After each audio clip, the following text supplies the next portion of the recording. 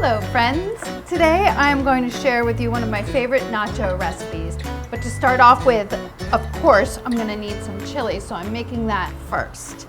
It's a beef chili, very simple and straightforward, and it's enhanced with a little bit of cocoa powder to give depth of flavor. It's really, really nice and quite easy. You start off with 2 pounds of ground beef and you want to brown that in a pan. I've already started doing that over a medium-high heat. You want to just cook it until it starts getting brown, loses all of its pinkness, and releases some of the fat. So that'll take about 6 minutes.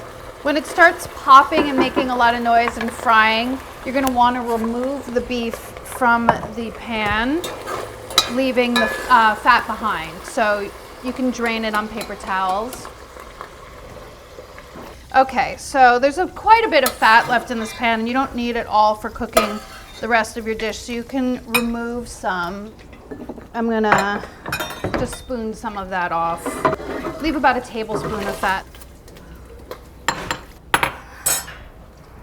Okay, be careful with that, super hot. To that, add 2 minced onions, 3 cloves of garlic, and a jalapeno pepper. Saute that until the onion is translucent. It's pretty standard. Take about 3 to 5 minutes. Season it with salt and pepper. It's 1.5 teaspoons of salt and 1/2 teaspoon of black pepper.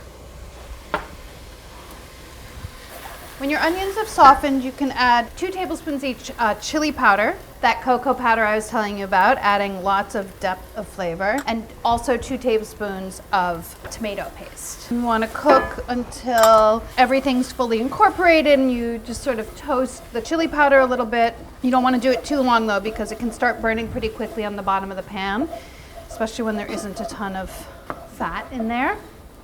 So just cook it, stir it around. It should start getting fragrant quite quickly, about 2 minutes, maybe less.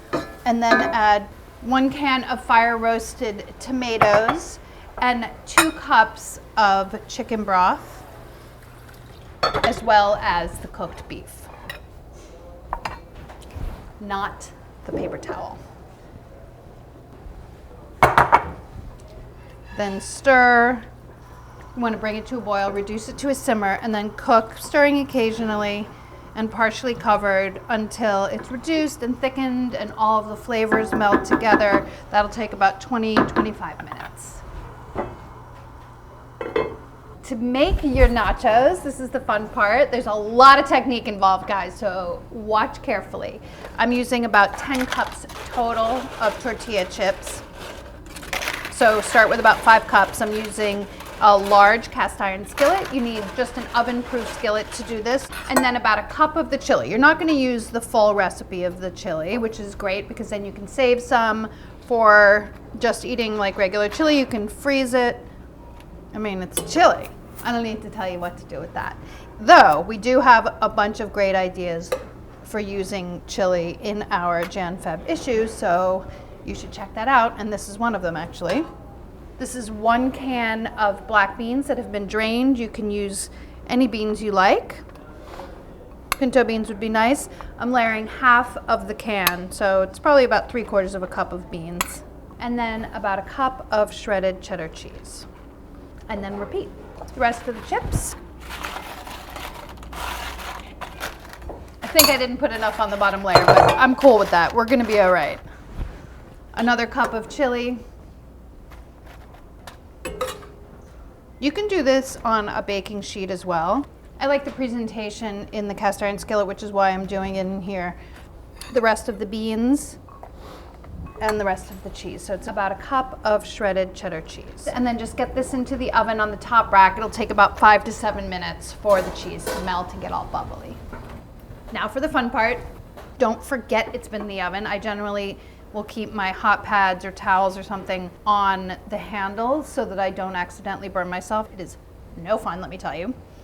And then you can top it. I have some salsa, as much or as little, as spicy as you want, whatever variation you like. You like red, you like green, whatever you want. I'm just using a regular medium-ish red salsa. Some avocado. I'm trying to make it all pretty. I mean, really, let's face it, it's a little bit of a big mess, but that's what makes it so great, right? Some chilies, these are jalapenos. Pickled jalapenos would also be really delicious. I love pickled jalapenos. Some sliced radishes if you like. Cilantro. And if you want some sour cream, go for it. Here it is. I'm gonna skip it because I just want straight, plain, unadulterated experience of chili, cheese, and chip. Enjoy.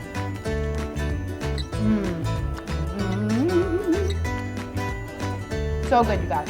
So good. If you like recipes like this and you want more, make sure to click like and subscribe because we have plenty more where this came from.